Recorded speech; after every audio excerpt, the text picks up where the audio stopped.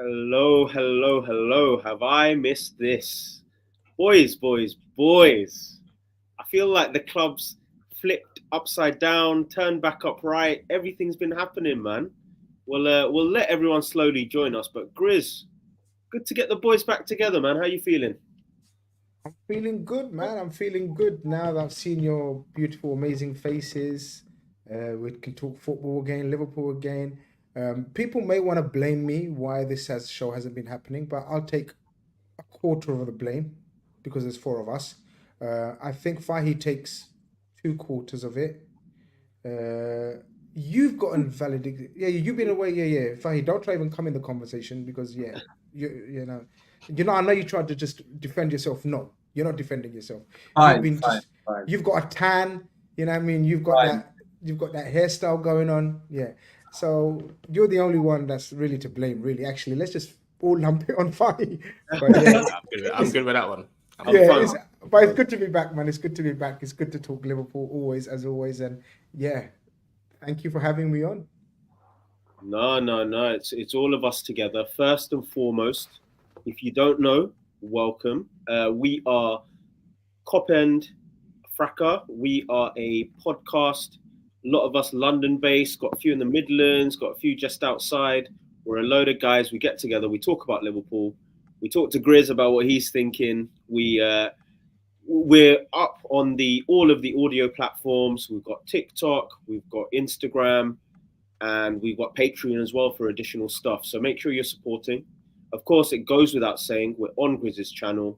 You should be following, you should be subscribing. And first and foremost, you should be liking. What are we looking for here? Smashing the likes. I'm pointing down. Yes. Sorry, I'm not as experienced in the YouTube game, man. But yeah, smash the likes. It's been a while since we've asked this question, but everyone in the comments, let me know where you're tuning in from. And it doesn't need to be somewhere fancy. If it's Leytonstone, then it's Leytonstone. You know what I mean? Yo, respect Leytonstone. Don't say it like that. To get a reaction out of you. Don't say it like that, bro. Come on. Wait, there was wait. By the way, there was a major incident on the Leyton underground station. So hopefully, hopefully everyone's safe. If anyone's from that area, there was like an arson attack on the Leyton underground. So thoughts and best wishes. Hopefully, it wasn't anything crazy serious. It looked kind of serious, but someone just sent it to me on WhatsApp. So hopefully everything's okay there now. Awesome. And yeah, prayers up to everyone who's involved in that incident. I guess I should do what I did last time. The issue hasn't gone away. Praying to those involved in the Palestine, what's going on to be a tragedy now. Prayers to them every day, and everyone suffering. There's various things going on in Africa, in Central America, South America, anyone who's going through something difficult. And it can be something as local to you as well. We're sending you love, we're sending you support, and we hope that this hour or so we're going to be talking about Liverpool will be a chance for you to alleviate any of the stresses you have. But let's go straight into how we're feeling. Obviously, we're talking a day after an absolutely insane comeback. At least one of us has just come back from Anfield as well and was present at the game. So I'll start off with that person, Fahi. At the game, tell me, how was the atmosphere? How was it? What did it feel like to be there?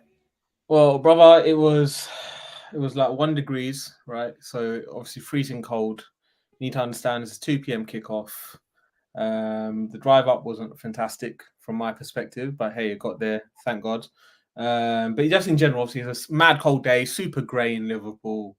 And like, obviously, you're going to a game and you're just thinking, you know what, lads, just keep it simple. 3 points. Let's get out of here by 4:30 so we can watch the Spurs Man City game. And that's that. And I'm sure you realize it was quite muted at times at Anfield yesterday. And honestly, like, I guess part of it is the performance. The other part is, bro, it was so cold. I promise you, it was freezing cold. And when you're that cold, you really don't want to make that much noise. Like, you don't have it in you. You don't have energy, yeah? Brother, you're conserving energies for goals just to celebrate that. That's it. I thought it'd be the opposite. You know, when you're that cold, you can't just be sitting there like you got to jumping up and down. Yeah, you got to jump up and down and make yourself look like an idiot, even if you don't want to look like an idiot, just to keep warm, man. But yeah, I guess each to their own. But I've been there when it's like like not being there, but I know what it's like when it's cold. Like you have to be wrapped up proper. Bro, like And hands in pockets. and the more north you go, the more that Siberian Yeah. The westerly higher up breeze you are comes in.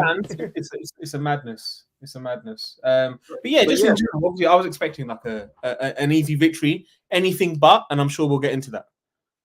Yeah. I mean, there's plenty to get into. We're not going to do a full match review, but the emotions are definitely going to play a part into how we're probably going to analyze our topic today. Ish, breathing a big sigh of relief. How are things on your part?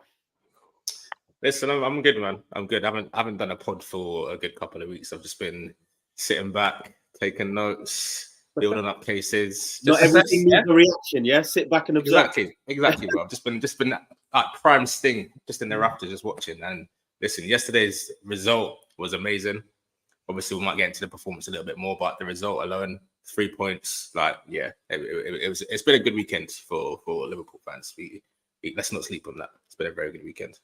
Yeah, man. And I guess last by no means least, Grizz, obviously you being in the big six, a lot of fans from a lot of different places, they're looking to smack your head, man, whenever Liverpool are losing. So at minute 87, you must have been stressing about what you were going to have to deal with.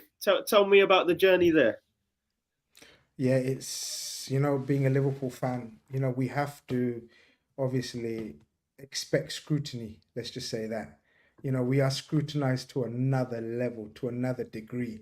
But it's funny, it's weird. I was getting videos sent to me by Liverpool fans of other clubs' fans saying, "Oh shit, what happened to Liverpool title contenders? Blah blah blah blah." People were making fools of themselves as per usual.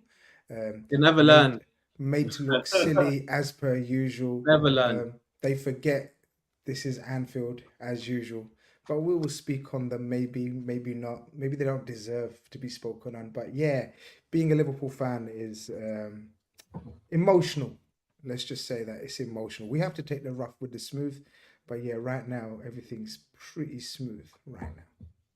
Yeah, man. And I guess you hinted at the fact that this might be a very big season for us and whether we are geared up for that challenge. So I really want to talk about, I know a lot of people will look at the result and talk about, Umer's just mentioned it there. People saying we're defensively shaky and, a lot of that is going to be about the roller coaster of a game. But I want to talk about the other end of the pitch. And even when I set the agenda, it was interesting because even the reaction from some of you guys are, oh, okay, we're going to talk about this. Surprising. But there's a reason why. And the reason why I feel we should talk about it is because we had a comeback where we won 4-3. Where none of our forwards scored. We had a game before where none of our forwards scored. And our right back has scored, I'm going to call it 3 goals in 2 games. Our backup defensive midfielder had to score to bring us back into a game. And another player who's been playing at number 6 had to score his first goal for Liverpool to get us out of the game. So I am suspecting that a few players are not doing what they should be doing. And that's what I want to talk about today. And I need the comment section to be full of opinions because I don't want to be stuck in my own echo chamber. I want to know what you're thinking. But do you know what? We'll come to Fahy again first here because I want to know, as you were watching that game, you start off with the Anfield buzz, the game's kicked off. But did it feel like the attack was almost misfiring a bit? Or did it just feel like this was kind of we were playing as normal? Nah, bro, I'd say first 20 minutes, I don't think the attack was misfiring. I thought we were putting some good patterns of play together. And it seemed a lot of it was down the right-hand side. Szoboszlai, Nunez, Salah were kind of the main guys kind of linking up together. But what I did notice quite instantly is they were obsessed with putting through Salah or cutting it back to Salah or giving it to Salah at the edge of the box. And it's like, there were other options available. Now, there was an opportunity. Obviously, Nunez is, I'm sure we're going to have a discussion. Szoboszlai had an opportunity. I think it was around the first half of the first half. Yeah. Edge of the box. Edge of the box. You're thinking you're going to crack it. It's on your right foot. Cuts it back. I'm thinking, cutting it back to Salah. Why? There was literally no need to do that. Take the shot. Why are you not taking that shot? Especially when you realise throughout the game, clearly they've been instructed to shoot on sight against Leno because we had a lot of long shots against him. And I think that was by design. That wasn't just them doing vibes. It was by design. So it just made me wonder, like, what are you doing? Why do you keep doing this? And like the first 20, 25 minutes, they constantly kept cutting it back to Salah. It was a constant. It's like they were obsessed with him getting that 200th goal. That's how it felt. Do you reckon they had a cheeky couple grand on him to get the first goal? Like, I mean, hey, I don't know. All I'm saying is it seemed quite obsessive the way they kept cutting it back to him. Again, it may have been just an instruction by Klopp, but it seemed a bit weird. And then after that, like, obviously the discussion point, I guess, is a valid one. It's not one that I share. But yeah, they clearly weren't at their top level. It didn't seem fantastic by them yesterday. Okay. I mean, Ish. Obviously, he's discussed a lot about the first 20 minutes. And then I would argue that from minute 25 to about minute 75, the game kind of fell into a pattern, right, of Liverpool trying to build things and trying to make things that led to good chances. How do you think that phase of the game went? Arguably the worst of the game, to be honest. That kind of from when Fulham got the first equaliser from Harry Wilson until half time. I know obviously McAllister scored his wonder goal as well, but I couldn't wait for half time personally. That kind of 20-minute period to half time, I thought we looked pretty shaky. And then going forward as well, which I guess is kind of the topic of conversation, I thought Diaz was pretty disappointing. Well, no, that's putting it mildly. I thought Diaz was crap yesterday. You can like obviously him losing the ball led to McAllister scoring his wonder goal, but that was just kind of quite sort of symbolic of his performance. I thought he spent a lot of time just dribbling into kind of blind alleys and not coming out of anything with it to show for it at all. So I thought it was disappointing from him. I think he obviously got the goal midweek in the Europa League, but other than that, I think he's got one league goal since August. I know we can speak about the Spurs goal, which was ruled out, which we know wasn't correct, but listen, I'm just going by black and white stats here. He's got one league goal since August that counts for something. So I think there is a discussion to have on him. I know he's been in and out of the team a bit as well, but in that period again, he was one that I was looking at in particular. I was like, you're not cutting it today. You're definitely not cutting it today. And I guess we'll speak on Nunez in a second as well. But in particular, Diaz in that like kind of 20-minute to 45th minute, like you were saying, I think he was disappointing. He was one I was looking to kind of take the game to them a little bit, and it wasn't happening for me personally. But yeah, what do you think of it, Mush? Because I know you kind of have a similar sort of thing on. Do you know what? I've been thinking about this as well. I've been trying to be fair in my head as well, right? Because I just think I really want to avoid any kind of confirmation bias of like, oh, I've got this thought and I'm just hoping that things happen in the game to confirm it. So I'm also going to add my criticism to a player who is our greatest Premier League player, you could argue. But I thought Mohamed Salah also was really poor yesterday. And I don't want to just say that it's because of him. I thought Robinson had a really good game, really did well to keep cutting out. Every time we tried to spread it wide, Robinson's position was really good to always cut out that pass. So I thought the bigger challenge was Mo wasn't getting on the ball well enough. When he did receive it, it wasn't always that it was bad. I thought last 20 minutes, all he did was give the ball away with his touch or his passing. But even before that, I just felt that he was kind of marked out of the game. And that will happen sometimes. And that's probably why I want to have this conversation, because it shouldn't take Mo Salah to play well every week for our attack to fire. We have depth, we have quality. And I guess to go back to that Diaz point, Grizz, I've spoken to you about Diaz before. You're a big fan. Obviously, he's gone through something extreme in the past few weeks, but thankfully coming out of it. But let's just keep it on the pitch. What are you seeing from Diaz at the moment? And are you expecting any more than what he's currently producing?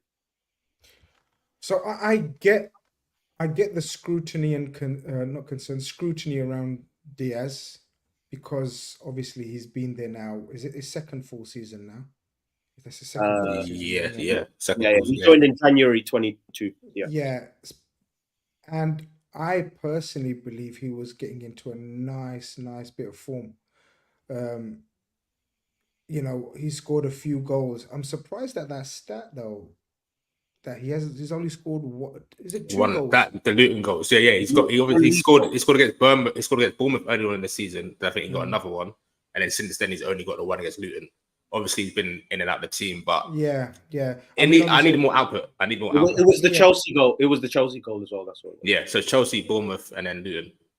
Okay, look, I agree with the output. I was looking for the thing is right, and I don't know if Mush's agenda is anything to do with goalkeeping in Keller, but we've got probably the best goalkeeper in the world as an example or what we look up to when we look at keepers. And similarly, we've discussed one of the all-time greats of the Premier League in terms of scoring goals. And we've just let go of Sadio Mane, who was also a Premier League icon.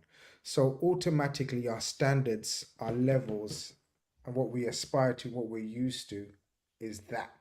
And by default, whoever's going to step in those boots is going to have crazy big boots to fill.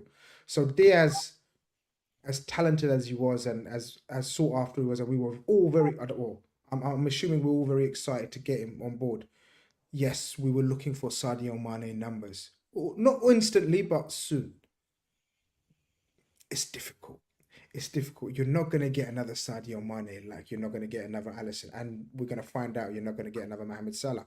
So it's difficult, but I agree that I as well, like Ish, I wanted more output from him. Numbers. I wanted less take-ons or whatever you want to call them or whatever. I wanted output, because we're used to Sadio Mane's level of output. So I think it's a bit unfair to try to get him to or try to get those levels of numbers. But yes, he definitely needed an improvement. I think the injury last season was awful for him. Again, he was our best attacker before Partey took him out of Highbury. And again, this season, he started off really well. And then we know he's had a few issues, of course, personally. So I get it. I'm absolutely... I get the concern, but I'm not overly concerned because just because of the volume of chances we're still managing to create. So with Luis Diaz, you probably want to touch on all of them individually. Luis Diaz, I'm with you. I'm with you on the output numbers. He needs to have higher output. Like also, he's got zero assists as well. So it's not even like he's this like Doku kind of guy where he's an absolute demon 1v1. Yeah, the finishing still needs to be finessed a little bit, but he's putting it on the plate for Nunez. He's putting it on the plate for Salah. He's kind of just there. Like this comment here, I think is key. Like, he needs to simplify his game a lot. It's not every day ISO. You're taking on 2-3 man and trying to do a Chavella afterwards. Just keep your game simple. We know how good you are technically, but 3 goals and assists in 13 games. I need more. I need a bit more than that. And I think the other thing is, I mean, Fahi, I'll bring you into this, but one thing I've noticed with Diaz is like, I'm thinking of small things. Like when Toby, welcome. So it's one of those where I've noticed with Diaz, like if you remember back to the Everton game, he gets put in good positions and suddenly his touch is bad or the final ball isn't great. It's not just about the shot isn't going in.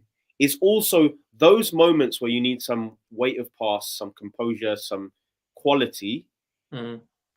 It comes and goes, I guess, too much for a player that I think we all believe has a high talent level and we rate very highly. I mean, Fahi, what are you saying about Diaz in terms of his general performance as well as his numbers? I think he's actually looked better. Start of the season, first 3 games, I thought he was fantastic. Right, he was fantastic. So let's not forget that. Let's not get twisted. I think after that, obviously, a lot has happened, but I don't want to kind of bring that into play too much.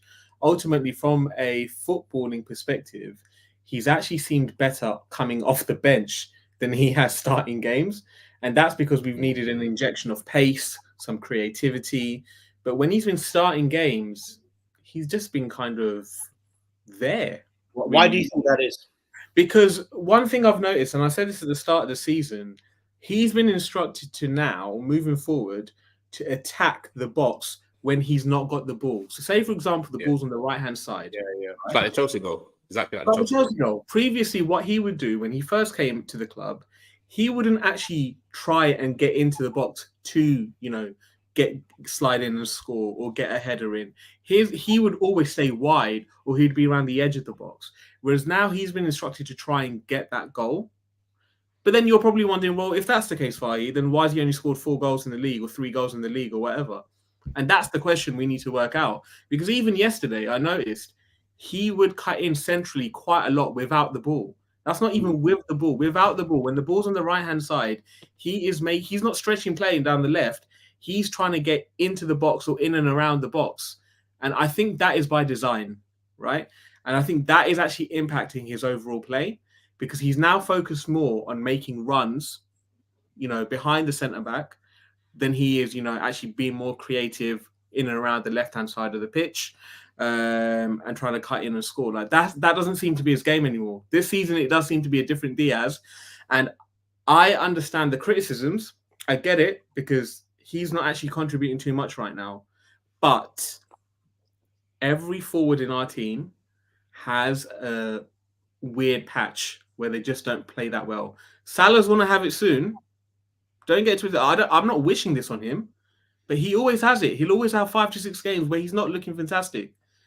Diaz is having his. I'd say Salah's going through that right now. Actually, I don't think Salah's again, another discussion to have. Difference is though. Salah, I'm sorry, no one can have any chat for him because he always gets his. Even yesterday, he always finds a way. But check this out though. There's no coincidence that he's the longest serving attacker left at the club. So he knows the methods, he knows the players, he knows what his role is, even though his role is changed. I think we should serve the others a bit of slack, cut a bit of slack for the others because they all got different attributes. They're all playing pretty much different partners every week. Sometimes we play Gakpo, Jota, sometimes we play 100%. Diaz, Nunez. So I think we should cut them some slack. I don't think it's panic stations or anything to worry about. Just like we've been discussing that it's LFC 2.0, Klopp 2.0, we've got to remember this is Attack 2.0 as well. We're chopping and changing and we've got a whole different midfield. But I'm with you guys on the setting the standards because, as I said, we're so used to certain levels of players. I just want to add one more thing, Grizz. Sorry, Mish, one more thing. Yeah, go on. Again, it was mentioned in one of our earlier episodes. Diaz looked great at the start of the season because he had Curtis Jones. Him and Curtis Jones have a really good partnership down that left-hand side. It's about relationships, I guess. Yeah, 100% is about relationships. 100%. You got to look at that left-hand side now. There's no Robbo. You got Shimikas playing. Great. The left-hand side, you never know who's playing that left centre mid position. This is my point. We don't have a clue, right? It's very different for Diaz. So yeah, that's aiding to kind of Grizz's point, and it's a very valid point because we've noticed the best performances from Diaz so far in the past 8 to 12 months, right? Obviously, he had his injury, whatever. It's actually coincided with Jones on the left-hand side as well. So, and then you're probably thinking, well, what? Does he need Curtis Jones to hold his hand? But just that left-hand side in general is always chopping and changing. It is a bit too much, and I think we need to kind of bear that in mind as well. But is that because, just to quickly play devil's advocate, is that because none of them have nailed down a place? Like you look at the right-hand side. I was just going to say that. Whether it's by top showing favoritism or not. No. Right-hand side, Trent, Salah, I'm sorry, they're undroppable because they Robbo's injured for 4 months. Curtis Jones has been injured for the majority of the season and he was booked stupidly and got banned for like 3 games. That's not because he can't cement a place. Is Curtis Jones at any point in this season? I know he had a very good run up until the Spurs red card, but we always said Gravenberch is there. Even McAllister might be there when we get a DM in. I'm just saying that it's not. I'm not saying that it's their fault necessarily, but the reason why, even Grizz said it himself, the reason why that we can never kind of stick to one front three is because none of them have actually said, look, Salah is Salah, but after him, it's me. I'm the guy. We'll get on the others as well. It's too up and down. It's too like. Can I just say one last point? And I just need consistency. Yeah, go on. So sorry, Mush, just one last point. Big up Justin, by the way, good friend of mine. It's about time the goals were spread out amongst the team. And he's spot on. Do you remember, guys? We had this conversation. I remember after what was it? I can't remember. We had a conversation about the strikers and Mohamed Salah. I genuinely think, Ish, to your point, direct answer to your point. I don't think we're looking to nail down a starting three. I think we're almost subconsciously or maybe consciously planning for life without Mohamed Salah. And I think the purpose of that tweet that was Justin's before, the message before, was I think the purpose of this new Liverpool team is to not rely on a goal scorer. I think it's to share the goals, and I think our play suggests that we're on the way to do that, because I know we're focusing on the attackers per se, but generally we've scored a lot of goals already this season. And I think that was the emphasis. The aim is to score a lot of goals throughout the team, not just rely on Mohamed Salah. I genuinely believe that. I genuinely believe we've taken Mohamed Salah out of the limelight, so to speak, just to be our main focus point of goals. I think we're looking to spread the goals. Okay. We're going to see a lot during AFCON then. Yeah, I guess AFCON is going to be the true indicator of what these guys are like without Salah. I guess we should really talk about the man who is getting start after start to prove it. A man who gets more chance and more support than anyone in that crowd, deservedly or not. That's not for me to say. A guy who's been given the number 9 shirt, but the point that everyone struggles to make is that he hasn't scored a goal in 6 games. So I want to talk about Darwin Nunez. And before we get into the Darwin Nunez chat, everyone in the comments, you should be subscribing to the Khanage channel. I want you to hit the like button, and I want you to search on your Spotify or your podcast app for KopEndFracas as well. So before we get into it, make sure you do that. But let's go. Guys, I have so many thoughts. I could take this entire section by myself. I'm that passionate about it because I really, really, really want the truth of this situation to come out. But I don't, you know what? I speak to Ish and Fahi all the time. So Grizz, I'm going to give you a little section now. You can't talk too fast. Listen, I want you to talk about what you think of Darwin Nunez.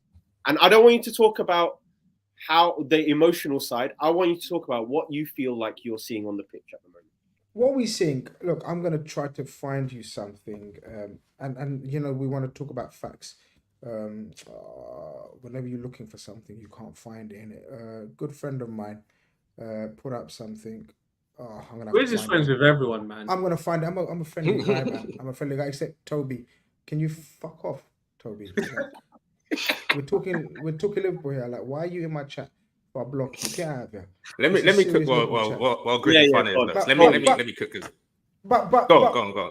Okay, so look, Darwin Nunez. My mind hasn't changed. My opinion on Darwin Nunez hasn't changed from the offset. So I want to make things very, very clear and open. So I said something about Darwin Nunez before he signed us, and everyone's still using that against me because I wasn't a fan of his. I support him because he plays for my team. I'm a supporter of his. There's a difference. I'm not a fan of his. I don't like my strikers to be, what's that word, guys? When you miss a lot of chances, there's a word. There's a technical posh word that if you went uni, you'd know. I went uni. I just don't know. All three of us went uni. We're still like, what? Are you lot are rubbish, man? What's the matter with you lot, man? Wasteful. He's just mad wasteful. He's mad wasteful. There's another word for wasteful. People will know in the chat. Wasteful's like, you know what I mean, layman's, but there's a nice posh word. Oh, come on, people. I know it's wasteful. There's another word. It begins with PROF. Profligate. Profligate. Okay. Why are you even thinking of that word, Grizz? Bruv, I just took my son to uni today, innit? Grizz is a wordsmith now. He's a poet. You know what I mean? I felt like a student again. I felt like a student again. You know what I mean? When my son was enrolling, I felt like a student again. But Darwin Nunez, my opinion, hasn't changed. I don't like him as a player, but I think he'll be effective, and I think he's proving to be effective. Even if we look at yesterday's game, and I know you guys saying he hasn't scored, he had a direct hand in the 2 goals at the end, guys. He has a direct hand in everything that we do. Grizz, man. This is like Andy Carroll kind of levels we're giving him, though. Like, you know what? No. Let me just quickly say. Okay, let me finish. Just quickly.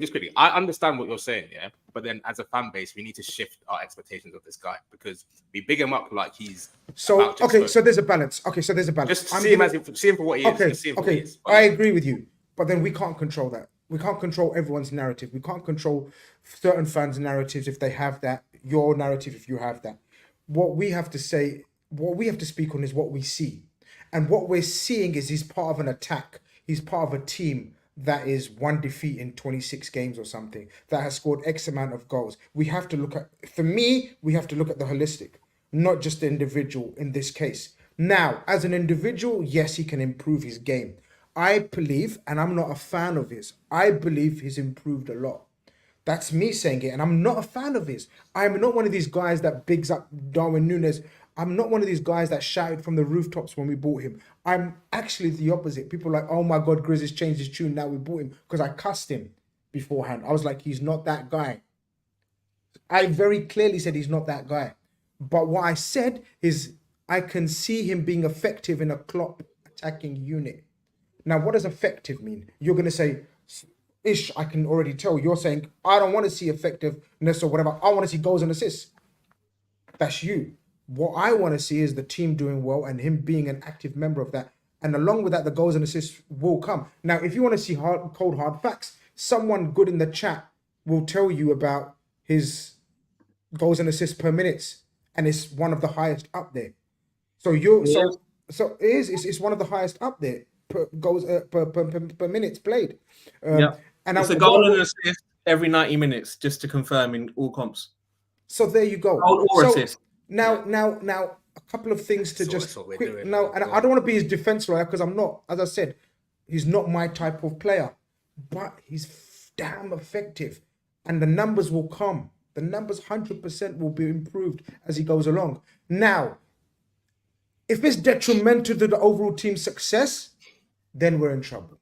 I agree. This is what I'm saying. But at the moment, there's no evidence to suggest either way. That's what I'm saying, Ish. Either way, your case or the people are saying, no, he's brilliant case. He's not brilliant and he's not the worst. He's a work in progress, just like Liverpool. Game week 32, when we need him in March, April, and he's still on this nonsense, then we'll see that. But Mush, I know you want to land. I need to talk about this because I feel like all of the talk. Actually, before we start, in the comments, I want you guys to tell me so far this season what you would give Darwin Nunez out of 10, because I'm interested to know what number you'd all rate him. But I want to talk about this because there's this perception, right, that Darwin eventually, these easy chances that he has no reason to miss now, will suddenly go in. You don't need to train for a tap-in or a ball on the bounce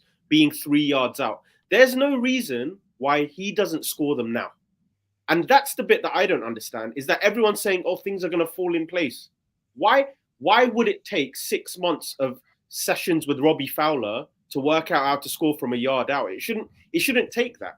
And that is why my worry, though, is that you're not going to get, no one needs to tell Harry Kane how to score these chances. But it's almost like we're needing to tell Darwin how to get his head in the right place for chances that should already be part of his game. All right, question for you, Mush. Question for you, and I'm not trying to interrupt. Have you got examples of world-class strikers that have improved as time's gone on? Improved? You're not thinking about that. No, he's thinking about that. How are you thinking about that? Let me chuck a couple of names. Robin Van Persie. Was he prolific? No, but were these guys? No, let him finish. Let him finish now. Was Robin Van Persie prolific at the age of 22, 23? No, but I would argue that Robin Van Persie... Was he prolific at the age of 22, 23? No. Okay, and you saw him improve. I wouldn't say Harry Kane was either, to be honest. Okay, so we've seen examples. So why can that not be the case for the individual that you're discussing right now? Because for me, the difference is that all of those strikers you're talking about, they scored more and made more improvement in scoring difficult chances. The easy chances were going in from the beginning. It was about how can I create more special moments to take that number from 15 to 20 to 25. Whereas Darwin's point is that the easy chance and the difficult chance is all equally likely or unlikely to go in. Yeah.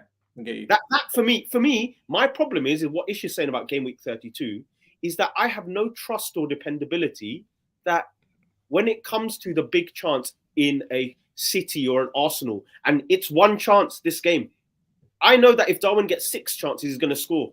But if the chance is one chance, do we all have faith he's going to take that? Can I counter that? We don't even know if he's going to score. But can I counter that? Can I counter that? And I agree with that point that I wouldn't have any confidence in Darwin finishing a chance, or if it's a one chance. I agree with that point, but I'm going to then counter with that. That is, do you bank on Darwin creating chances for him and and his teammates? Yes.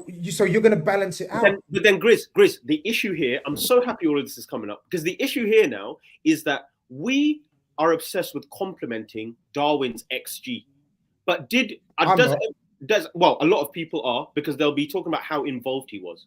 But do most people know that apart from last season, he always has underperformed his XG? So thinking that this XG thing is going to balance out, it's incorrect. In his second season at Benfica, he smashed it to smithereens. I'm saying that was the only season. I'm saying that's the only season he's okay. Another fact: he's only played 5 seasons in top level football. This guy's I know he's 23 or 22. He's 24. 24. Is he 24 now? Yeah, but he's only played 5 seasons, guys. He's the Ian Wright. Do you remember Ian Wright? No, you may not remember. I remember Ian Wright. Ian Wright missed a lot of chances, but then he became Ian Wright. It happens. People can flourish. Now, you're asking about chances, and you're right.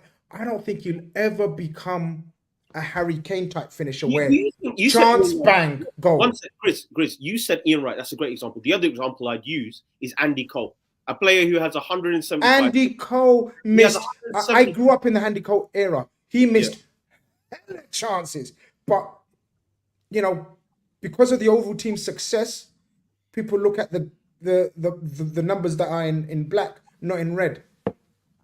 Thing is, though, no one's saying that. No one is saying he can't miss. Yeah, like Haaland this season, he's missed 15 big chances. By the way, the list I was going to bring up was going to show you the most chances missed, and guess who's on top. But you know what? Do you know what? Haaland, listen, this is what we can't have any chat for him, because while he's missed 15, he's also scored 14. Okay, it doesn't completely override it, but this, like everyone else, Salah's missed 10 big. That's not thank you. See, hold on. I don't think that's a thank you, guys. See, this is where I'm going to disagree with you guys. Haaland's Man City is revolved around Haaland being the focal point, just like Mohamed Salah was the focal point of Liverpool pre this attack. So Mohamed Salah was good. So you know how opposition fans tell us, "Oh, your team's geared for Salah." Yes, and that team's geared for Haaland. Now, I'm not saying Nunez is any way near Haaland's level of finishing.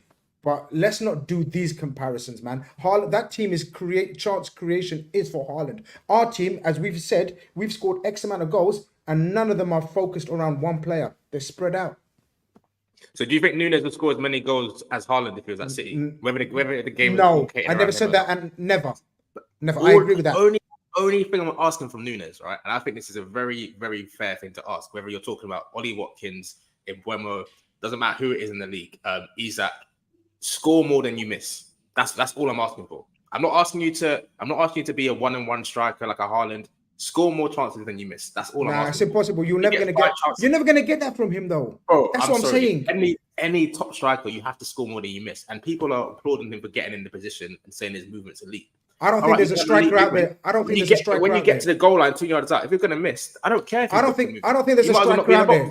Grizz, it does not be in the box. There's no striker who scores more than he misses. There's no striker. 100% there isn't. But the point you're making, Grizz, is that when you look at over seasons who has most big chances missed, the likes of Harry Kane are always there. The likes of Aguero have been there. The likes of balance out. You're mentioning elite strikers that have proven this guy's young and raw. No, but Grizz, the point I'm making about them being elite isn't because they have that many misses. It's because, like Ish is saying, to offset that many misses, there's that many goals going in. And my point is, I don't mind if you are missing difficult chances. But what everyone should be annoyed about is that we should be talking about Nunez on similar to Haaland numbers, because he has missed from 2 yards out. He has missed cutbacks. He has missed a goal, the goal at Luton. Like, I'm not annoyed about him not scoring elite goals. I'm annoyed that he doesn't rack up the numbers that the chances he's been presented with, he isn't taking. But Fahy, I mean, we're all shouting at each other. Where are you at the moment with this?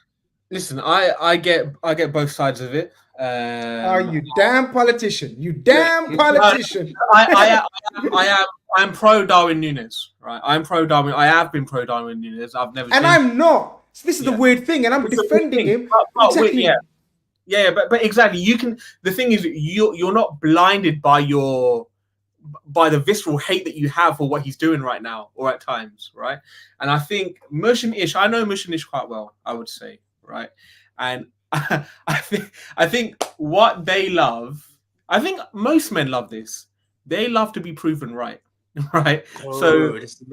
Let me finish. Just quickly. How many times this season have I said Darwin's going to play well today? I want this guy to do well. Yeah, listen, you have almost got kicked off a plane when Darwin scored those 2 goals against flipping Newcastle, right? I want him to be successful. I know. I get it. We all want that. You obviously want Nunez to do well. You support Liverpool Football Club, right? But when you see him do things that you're kind of already suggesting he's going to do, it's more of a haha, I told you so. And Mush, yesterday, you did a haha, I told you so, basically, because of that performance. By doing what?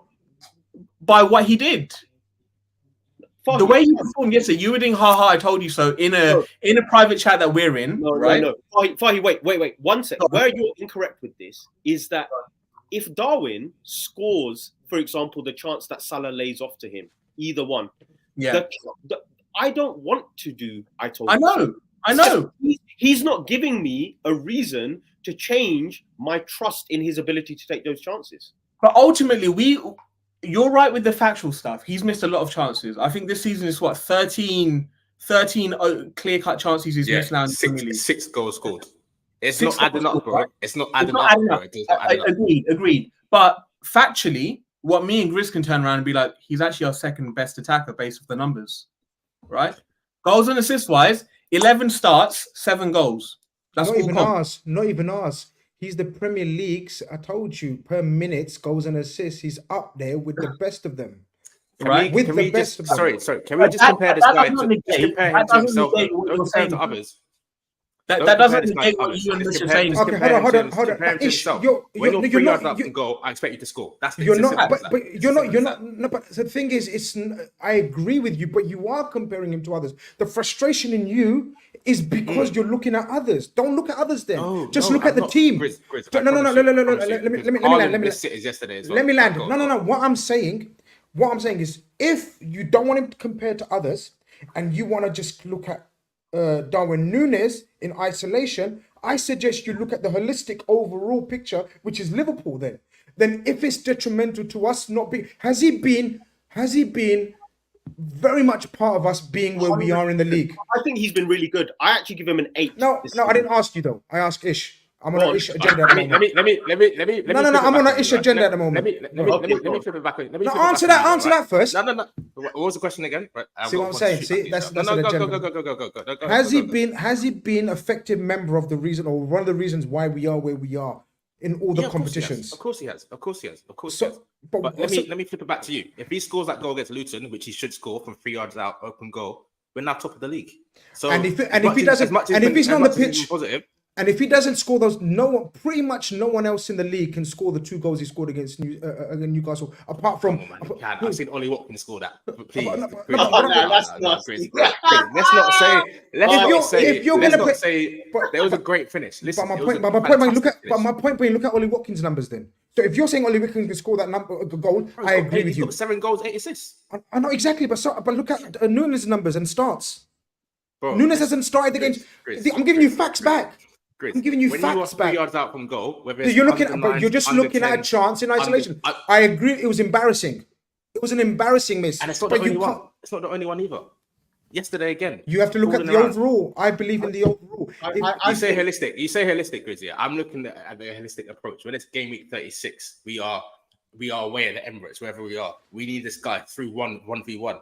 Bro, if you give this guy 10 1v1 chances, not only do you not know if they're going in, you don't know where they're going.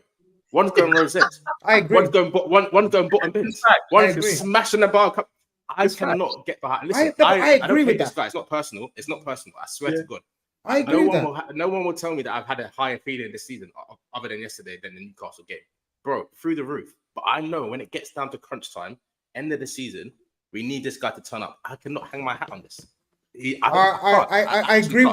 I agree with half of it. I disagree with half of it. I want to add to that though, because the only thing I do want to add to that is that I think for me, my mentality is the base level for what we're saying about Nunez's numbers is it's already good. But if we all want to take our tops off and say Nunez beating our chest, right? No, but no one's doing that. I think apart from Fahy. No, I'm joking. I even do that. I'm joking. No, not even Fahy's doing it. But realistically, no. But the point I want to make is that what I'm saying to you is that for him to be part of certain conversations, someone already mentioned, we're talking about a guy who's on 4 league goals, right? So all of this stuff, for all the type of chances he's had, he should be so much better in terms of his statistical output. So it's already good. He's already in the positions to make it elite. And I feel like he has no excuse for it not to be elite when you look at the quality of chances that he's got. Like, what is stopping him? Why is Darwin, who has a great 4 chances every game, so far behind the likes of Ollie Watkins and people like that? He shouldn't be. He just shouldn't be. And that's what I want an answer for, which is, I get it. It's the quality of chances as well. But the answer, guys, the answer, I think we're kind of in agreement with. The answer is I don't think he ever will be. So you don't think he ever gets there? Is that what you feel? To what? Ollie Watkins numbers? No, forget Ollie Watkins numbers, man. Just like top striker numbers, like 25 goals, 25 league goals, basically. Yeah, I don't think he will. 25 league goals is hard. You know? It's a lot. You say it like it's chicken change, but even I don't Salah's think only got 25 plus once. I think. I don't believe he will become in those category of strikers that we've been mentioning on the shows. But I'm also not falling for this. He's another Ollie Watkins as well. I think he has more to his game. I think he will flourish in this team. And that's all I want from him. What is he better than Ollie Watkins? Movement. What is he better than Ollie Watkins at? Movement is, for me, number 2 in strikers' attributes. For me, it is really important. So that's number 2. When you get into the Ollie Watkins when you manufacture the movement to get 1v1 or to get 2 yards out from goal. Ollie Watkins ain't a great finisher. Aston Villa fans will tell you he's not. That's why I'm using him as the bar. Wait, why is Ollie Watkins on 8 and why is Nunez on 4? If Nunez is better than Ollie Watkins, assassin of the game, why is Ollie Watkins on 8 and Nunez on 4? I mean, that's quite an obvious answer, Mush. Like, number one, they're set up completely differently. Why is this setup thing? Is Darwin set up to fail at Liverpool? What are you on about? What are you on about? Ollie Watkins is a spearhead of the Villa attack. How can you do that comparison? That doesn't even make sense. Because the quality of chances is missing. It's not like he's. No, I get that. There are times where this guy is 2 yards out from goal, and I agree, though. You keep mentioning the same point about missing from 2 yards out from goal. We get that. We're not denying he's done that. We're not denying it's wrong. Whether it doesn't matter, just look down to style of play or. Agreed, but no one is saying it is forgivable. I don't think anyone is saying. This is what I mean. 8 starts, 4 goals, 4 assists. So why not? It's insanity. No. Why has he included the 2 goals he scored as sub if it's about his 8 starts? Great response. Red side, can you? Half that goal tally, half it. What now? Red side, come back with something, please. Come back with something, please. I've got a massive degree. Got it. Yeah. He's done it. Oh, that is brilliant. That is brilliant. Okay. Including goals where you don't start. Okay. Let me bring you facts.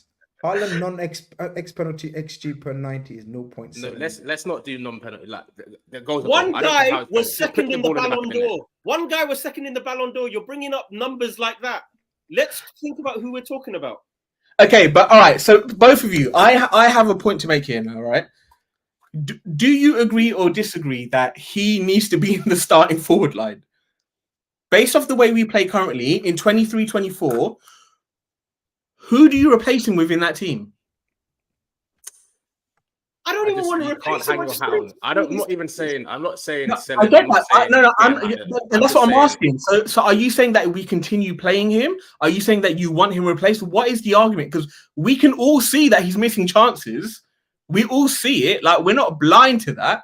But what other than let's get Robbie Fowler in and teach him how to finish? That's a flipping thing. Fahi, I think a different way. Fahi, I think a different way of asking these two, possibly, and correct me if I'm wrong, guys. These two. No, because it seems like, you know what I mean, you want yeah. something different from what me and Fahi are suggesting. No, let me land.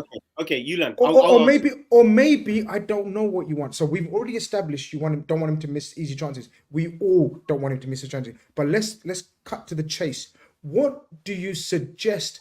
Are you going towards he's not that guy for Liverpool, and eventually somewhere down the line we have to replace him?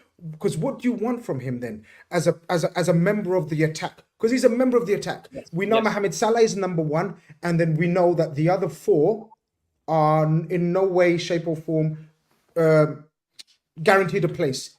Yeah, we all established that. So what do we want from him? What do you want from? I know how to answer that though, and this is probably, I finally get to say this on a YouTube channel rather than a voice note on this infamous KopEnd WhatsApp group, right? So my big thing is that what I would love is for the perception of Darwin to be changed, to be seen as, rather than being above the other members of our attack, Darwin Nunez is by no means has a right to start ahead of a Jota or a Gakpo or a Diaz when they're on better form. Because what Darwin produces when you take a big chance or you score a goal is something that I've seen Jota produce. Forget the price tag.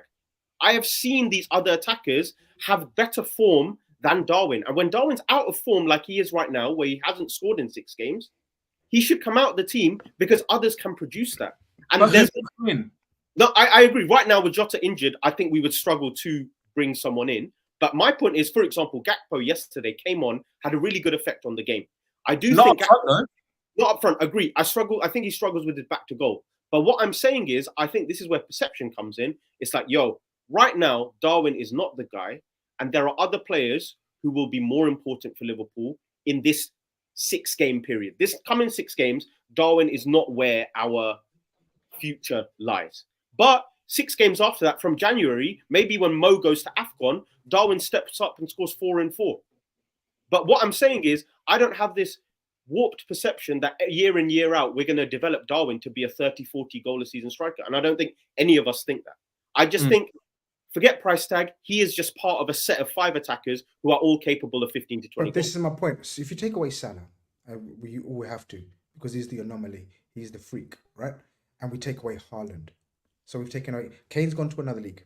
Yeah. Haaland and Salah were taken away.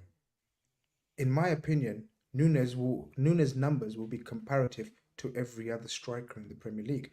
Now, add into the fact that we have 3 others on top of Salah and Nunez that will have equally good numbers. Maybe Gakpo less than Diaz and Jota. I think that's the way I'm looking at it, guys. I'm not looking at Nunez to be our 25, 30, or even 20, sorry. I know you guys said 25.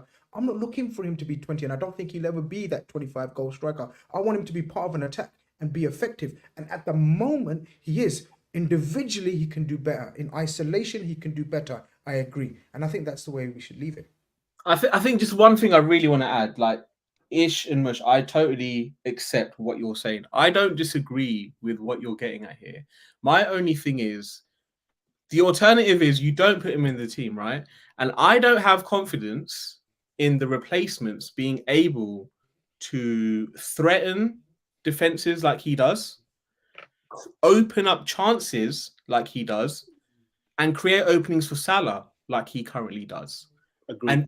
And that's the other thing I kind of want. Like, you got to bear this in mind though. Like, yes, our star centre forward, the number 9, is not finishing his dinner. None of us are ever confident when he's 1-on-1 through and goal, he's going to score. But agreed, you take him out of the team, I actually still think it's detrimental to this Liverpool team. Yeah. And I think that's probably what's frustrating you both. Because I want to compliment him. I want to compliment him on that. Is that one thing we all talked about last season was that, some of the finishes are there, but the touch isn't great. The link up isn't great. Darwin Nunez has completely changed the quality he has when the ball comes into him. None of us ever think he's going to lose it. His weight of pass is really good. His ability to link up, like you said, with Salah is really good. I think what's annoying me more is that those sides of his game have developed so much. And then the finishing, which is the bit I thought was cemented, has kind of gone down. Do you get what I mean? Like, why did one have to disappear? Well, not disappear, but why did one have to lower for the other part to improve? I just think if both of those things combined, give me last season's Darwin finishing plus this season's link up, and you've got a top striker. I just want him to put those two things together. And then one more thing I just need to add, because I've not said it at all. He's having to do a lot of the running that Salah used to do back in the day. Darwin playing in that team is allowing Salah to do what he's doing right now. Because Salah doesn't have the legs on him. No one wants to have that discussion. Everyone wants to talk about how great he is, goals and assists, but he doesn't have the legs anymore. He can't beat a defender. That's why we're needing that pace in that forward line. And I think, yes, this bloke is not finishing his dinner, but ultimately, with him being in the team, it's allowing Salah, who's our better player, to be doing what he's doing. And yeah, that's how I think we should end it. We've not solved anything, but it's just something to kind of bear in mind. What about you, Ish? No, I was just gonna say, like, listen, no one wants him to do well as much as I do. I doubt that, but no. When he puts on a shirt, listen, I would love to eat humble pie end of the season, see him with the Golden Boot award, this, that, and the other. 100%. For me, the final point I will make, the only thing that I find absolutely maddening with him is just the inconsistency. This guy will pull out 2 goals against Newcastle, which I said this in a group chat the other day. Come the end of the season, this will still be the highlight of his whole season. Those 2 goals against Newcastle. He will not do anything more significant this season for us, I don't think. But it's the fact that he can pull that out of the bag, and at the same time, he can do an absolute madness in front of goal. I'd much rather he was just at a consistent level of just kind of like a bit mediocre, but at least we know where we stand with him. For me, that's just what I find crazy. He can do an absolute madness in both senses of the word. And I just really struggle to get my kind of full support behind a striker who's going to be like that. I want consistency. I want a guy who No. See, I disagree. I agree with everything. I agreed. No, we're going to read that because we're obliged to read that super chat. And KopEnd Express is one of my channel members as well. So we're going to read that. We're going to address it as well. But Ish, I agreed with everything you said, except the last where you said you can't get behind. You can't put your full support behind him. I think you should. I just don't think you have to be a fan of his, like me. That's what I mean. As in, I can't ever be like, this is my guy who I'm going to be like. Same. It's just not going to be like that. Just because the highs are too high and the lows are too low. I'd much rather he was just kind of just. He's not my kind of striker. I've said that from the start. Even when he's been, people are like, no, you don't know Nunez is going to smash it. I don't think he's going to smash it, but I think he's going to be effective, and I'm good with that. Pimpin' Distress says, imagine world's best striker and 20th best, both miss same identical chance. Who's messed up most? The number one, right? He's supposed to be the best. So why does he escape criticism? That's all we are asking. But look, it's one of those, it's frustration, isn't it? It's frustration. Because we want him to do well. No one's doing, I'm joking with Ish anyway, but nobody doesn't want him to do well. We all want him to do well. I'd rather he just wasn't getting chances. Everyone's like, oh, when it finally clicks. Bro, there is no God-given divine right for this guy to suddenly click. We don't know that. He could just be getting in front of goal this whole time and just skying chances. Like, we don't know that it's going to come good. And I'd much rather he just got 2 chances a game, maybe missed 1 or 2 of them, than get 6, and every single one is getting hoofed in a different area of the goal. Like, but this is my point. But why do you think? Maybe I don't know if you want to drift on to other strikers, but why does Jota not get the same amount of chances? We wish Jota got the same amount of chances as Nunez, because Jota would convert them even more. Do you know what I mean? So it swings and roundabouts, man. You have to look at context. You have to look at the style of player and the formation they're used in. Yeah, I think that's the big unanswerable point for me, and this is why I'd never want to sell Darwin, because there's got to be a reason why he is the one always on the ends of those chances. Exactly like you said, Wiz. Like, why is it always him? Why is he at the back post? Why is he in the right position for the cutback? Because, guys, we've all played football. We've all played football. We all play football. You guys probably still play football, but I played at a very decent level as well. And the reason why the best players always get a touch of the ball is because they're the best players. Simple as, guys. Not best, effective players. You get a touch of the ball. You're in and around. Shit players will never be the focus of attention. Shit players, if you're not good at what you do, you'll never be the focus of attention. You'll not be seen or heard. This guy is seen and heard. He just needs to be more efficient. I see it. I mean, I guess I don't want to be too long because obviously Grizz wants to jump onto the big six after. Last one, I just wanted to talk about because he doesn't get the talk, but he's been scoring a lot of goals, unexciting goals, but he's been scoring the tap-ins as well. And that is Cody Gakpo, who came on, changed the game yesterday. Fahi raised some good points on, is he great as a number 9 as such? Grizz, I haven't really talked to you about Gakpo. Where do you sit on this whole Gakpo's role in the squad? Same. I was not a fan of Gakpo. In fact, I was less of a fan of Gakpo than I was of Nunez. So Gakpo was not it for me, yeah? I thought he's going to be brought in as one of the wingers. Wiggins will play on the right or he's going to play on the left, and he's not for me. I described Gakpo as a technically brilliant striker of the ball. And that's it. That's how I described him. No, but he's for me, I said it on a tweet the other day.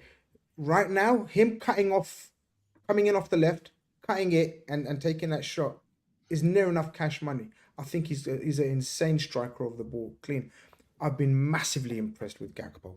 Attitude, desire, mentality, tactical adjustments that he's made to his game. He's been playing in 3 or 4 positions, not settled in a position, a new attack, a very young man. I can't speak highly enough of him now. I didn't speak highly enough of him when we bought him. I was like, okay, for the price, he's good. I like the price and we can work with him. Young as well. But I was never a fan of his play or his ability. But I've been proven wrong so far. So far, he hasn't done as amazingly as some make out, but for sure he's done better than I thought. And fair play to him. You always have to be humble in your appraisal of players, as aggressive as you are in their criticism. So Gakpo has grown on me massively. Again, probably the discussion we want to have is what's his role and what's his position. Don't know what you guys want to say about that. Yeah, I mean, I'll hand it over to you guys. The only thing I did want to say is just to add to Gakpo's qualities that Grizz has talked about. I am absolutely amazed. I think it's some of the best I've seen when it comes to turning on the ball and driving into space. Balance like that. He literally has players hanging off him. Yeah. And he will carry the ball up 20, 30 yards. What it needs to improve is, I don't think he decides what to do. His weight of pass, he'll never play a through ball or anything. But that middle third from getting you from 50 yards away to goal to 20 yards away, he's excellent. So how do you think we can use that asset as best, as Aziz has just said in the comments? I think, yeah, like you said, he's a fantastic driver of the ball. Him and Gravenberch are probably the best in our squad, right? Yeah. But what Klopp and Linders have basically seen is that they're trying to make the most use of that attribute, right? So that's why they're playing him deeper towards goal. They're not playing him as a false 9 anymore. Because ultimately he wasn't making the runs he needed to make. He's fantastic when the ball is at his feet and he needs to make something happen. But ultimately, in a 90-minute game, that doesn't happen too often. So what can you do to get the most out of Gakpo right now? So what they've tried to do is play him as like an 8 or as like a 10. That can only happen for so many games a season. How it works out, I don't really know, because he had some fantastic games as a 9, right? United at home was a 10 out of 10 performance. I was singing his praises to God. I was like, this guy's amazing. He's going to be the best. But then you've seen the other side of it, where we're creating chances and he's nowhere to be seen. It's like, you're our number 9, bro. Like, it's the same discussion we used to have with Firmino Bobby in 2017. Yeah. Exact same thing. So we don't doubt him as a footballer. We can see that he's got ability. He's got ability with the ball. Ability with possession. He can drive at players. But what do we do with that? Where do we play him? Is it from the left? Is that really going to work? Because he's going to cut in the majority of the time. Is he going to give us the width that we need? Is he going to give us the pace that we need? Because he doesn't really have that much pace. And that's another thing. It takes time to build up that pace. He's not quick off the mark, I guess. That's the I feel like in this league, though, you need to be explosive over 5 to 10 yards if you're a winger. Like this is why we've seen guys. Well, this is why last season he had his little stint on the left. So we wing, got but movement, we got pace, Nunez. That's 2 of the 3 attributes that you need as a striker. if Just we to could put finish these it. two, if we could put these two guys together, we'd have R9. Because actually, like one thing I always praise. You're Nunez not asking for for much, then, are you? Ish? Well, exactly. just the greatest striker of all time. But see with Gakpo, he kind of lacks the one thing that Nunez has always got, in the sense that he's busy. He's always busy, Nunez. Gakpo, for me, can drift in and out of games. Listen, I'll be real. There's been games this season where I've seen his number come up and I've been like, didn't even know you were on the pitch. But 100%. he has got that calmness on the ball, like we said before, and stuff like his ball carrying from progressing from one third to another is elite. But again, it's like a lot of other players in the league. He's kind of guilty of being quite good in a lot of positions, but I feel like he's not going to nail down. He's not going to be a starting 8 for us. Yeah, he's not going to be a starting 8 for us. He's probably not, because we've invested so heavily in Nunez, he's probably not going to be our go-to 9 for 30 of the 38 league games kind of thing. So I think, listen, and there's nothing wrong with this either. I think he'll just be a very good squad player for us. I think he'll be a guy who always gets 10 to 15 goals in all comps this season. And I think he'll still have a very good career for Liverpool. I can see him here for a long time. But is he going to be the guy who's, for a 38-game season, starts 30 games in one position? I don't think so. He's kind of too good in a multitude of areas, which for me, as a squad, you need that. You do need that. Can I bite? I'm gonna have to bite. So why can't you show that same energy for Nunez? Because Nunez should be that. Nunez has been brought in to be our starting main nine, not to be a guy. Why are you listening to media? Where else can Nunez play? No, Nunez has been brought in to be successful at Liverpool and make Liverpool successful. So far, forget last season, yeah, we all agree. So far, we're being successful. Why not the same energy? Nunez, forget the price tag.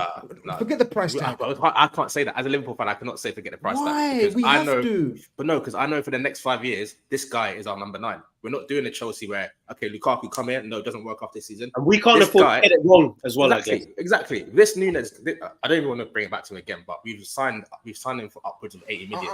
It has to work. I have to have different expectations. I keep the same energy for 5 million back. For example, Carvalho, I was looking at. I didn't care about the price. I was looking at his overall talent, ability. Harvey Elliott bought for 7 million, now worth 40 million. Konate, I don't care about prices. Prices are just. But as a Liverpool fan, you have to care about prices. You have to. One sec. If Carvalho, like we've seen at the moment, if Carvalho doesn't work out or Elliott doesn't work out, you're not losing sleep over that. Compared to Liverpool are not going to dip into the window again if they've spent 70, 80 million on it. Check this out. I agree with you. But as supporters, that shouldn't be our emotive reason for writing off a player or writing on a player or supporting a player and not supporting a player. In my opinion, you should have to look at the situation of the team and, again, that word, the overall impact he's had on the team. And you say, yeah, Gakpo and Nunez, who's had the more impact? Who's had the more impact on the team? Nunez, definitely. So Nunez has the more impact, but Gakpo we're looking.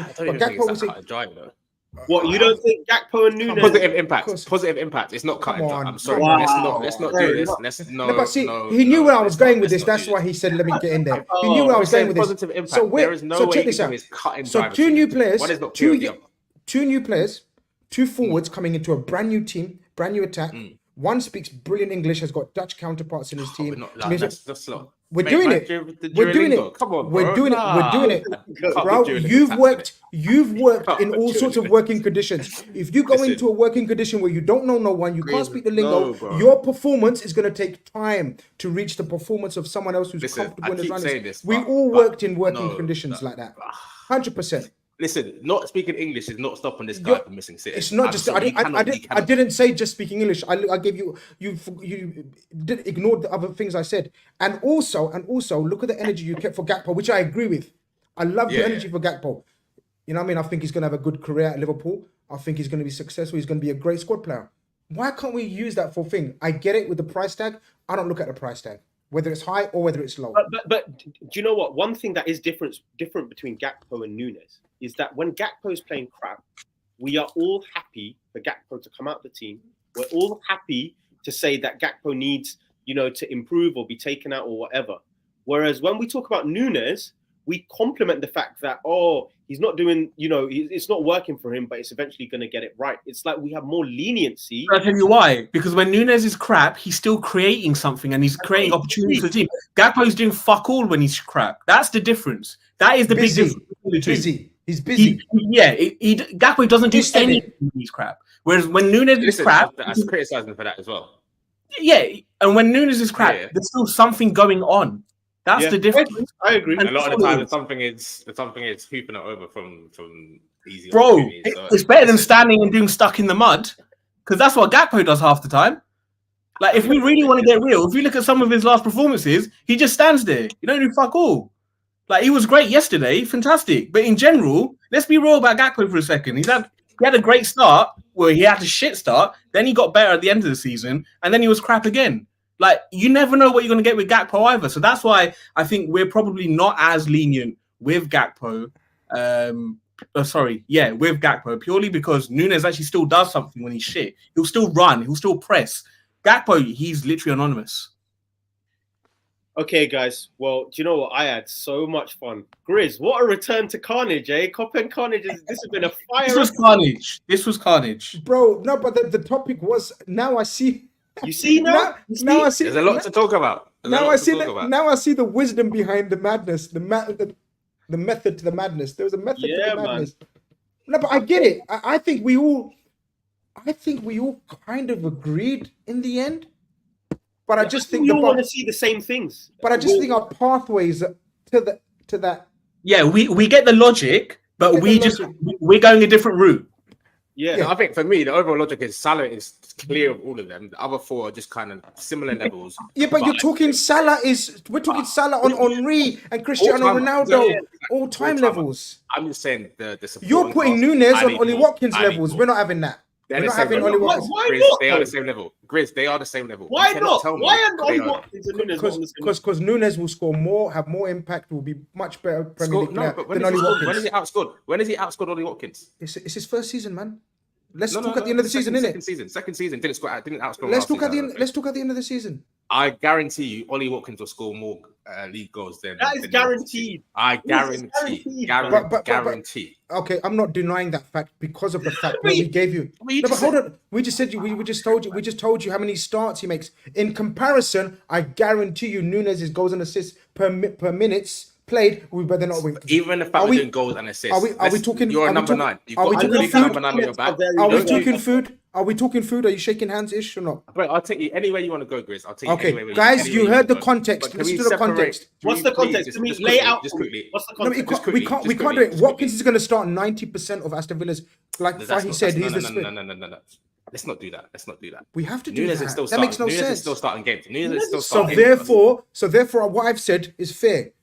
Nunez's goals and assists per 90 minutes will be better than Watkins. Why are you chucking assists into it as well? Even though because he's a forward attacker. Because he's a forward and he's an attacker. If you've got the big number 9 on your back, I just care about you putting. Nah, see, these are. We don't do Haaland goals and assists. We do semantics.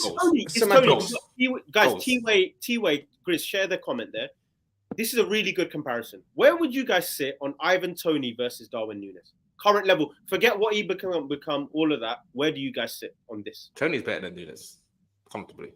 Tony's a better striker than Nunez. That's like, I'm not stupid. That's clear as day. Toney can finish his dinner. Like that's ultimately what a striker is, right? I just want to know. Yeah. Like Toney's a better striker. Chris hasn't answered. That's why I want to hear what Chris has. See, because I disagree with the term striker in the modern day game and era. I think it's I get forward. That. Yeah, fair. So is Bobby Firmino our striker? Was Bobby Firmino our striker? I mean, if I put Bobby Firmino, are you going to talk shit on Bobby Firmino now, guys? No, of course not. Because he's a striker. He was so elite at the other stuff. Like we're not. Bobby actually could finish. He could finish, and he was. Bobby was a finisher. Bobby was. Yeah, but Chris. I know we need to go, but just really, really quickly, I need to shut that one down. Because if you put 10 chances in front of Nunez, 10 chances in front of Firmino is finishing way more than Nunez is. Bro, at least you know where they're going. You're a lot more confident with Firmino, Chris. Don't lie on your own channel. Don't do this. Do No. not. I'm going to be honest and give my honest opinion. I seriously don't. Firmino, one of my favorite players of all time. I'm not looking. You're not doing this to me. Actually, you're not going to try to drag me into this Firmino debate. But if the way you asked me, 10 chances for Bobby, 10 chances for Nunez, I seriously don't know. You're insane. Oh, Grace, man. I seriously don't know. When we say chances, we're not talking 3 1-on-1. I'm talking cutbacks, just 3 yard out headers. Put 10 chances in front of this guy. You do not know where the shots are going. That's all I'm saying. My guy is hitting us. My guy is hitting us with stats today. Big up El Guapo. El Guapo's other comment about Tony, yeah, saying 14 goals there, yeah. Guys, again, I told you, I do maths for a living, yeah. We've played 14 games. That means to stretch that out over a 38 game season, you need to times Darwin's 4 goals by 2.5, which means that he will end on 10 goals this season if he continues to play how he's playing. So saying that from now on he needs to match that. Check this out. Okay, let's end this now and say if Nunez ends on 10 goals or less, he's been atrocious and you were right. We're talking about a 70-80 million striker. Hold on. 10 goals. Okay, so what target do you want to say? In the bar. Okay, so what target do you want to say? What for a player that I believe can score 15 minimum. 15 minimum. He has 15. 15. No. For me to shut my mouth at the end of the season on this guy, I need 20 league goals. That doesn't make sense. Wait, hold on. Exactly. No, he don't make sense. Ish don't make sense because that means you're looking.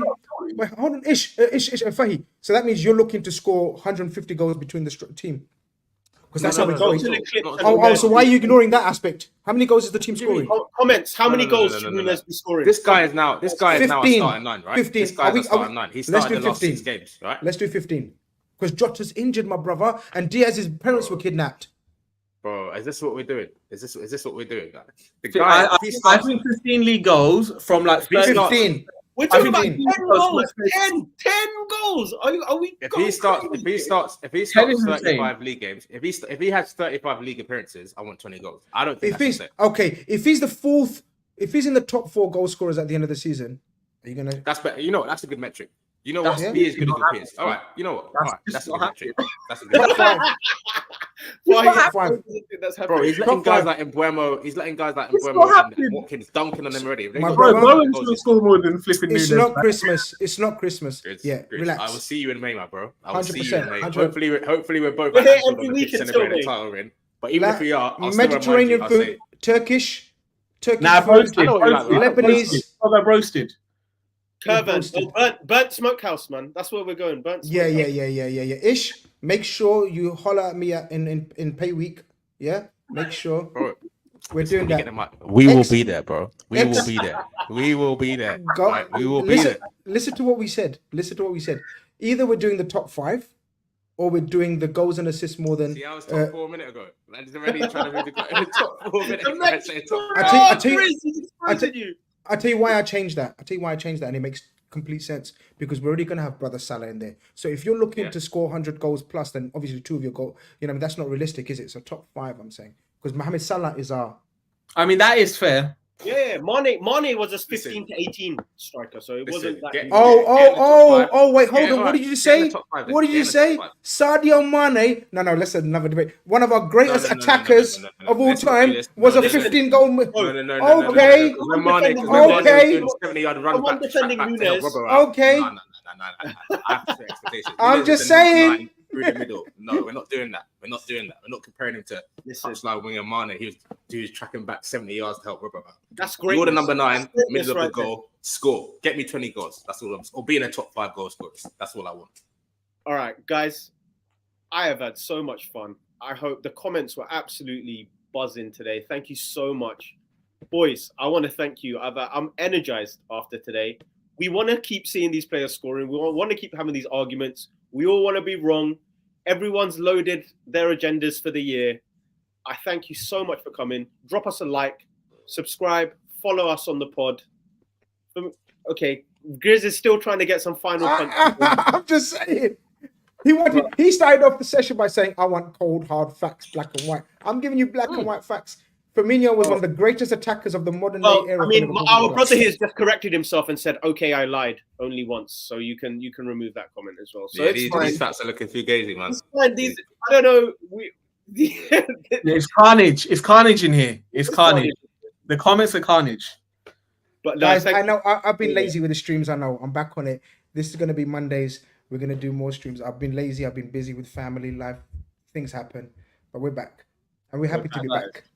I am buzzing. Ish, Fahi, how you feeling, man? Carnage returns. Yeah, no, great episode, man. Yeah, let's keep it going. It's winter time now, man. We're at home. The blankets are out. Next weekend on the stream, you'll probably see me in a blanket. Nunes. This is one thing quickly. We need to stop. When this guy misses chances, I'm on a different page. we have to I'm on a stop- different page now.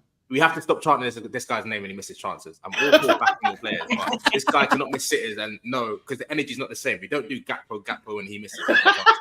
We have to stop. We can't baby this guy anymore. I'm sorry, we cannot stop. Like, no. That's the last thing I'll say. End the stream, Mush. Yeah, man. We're all done.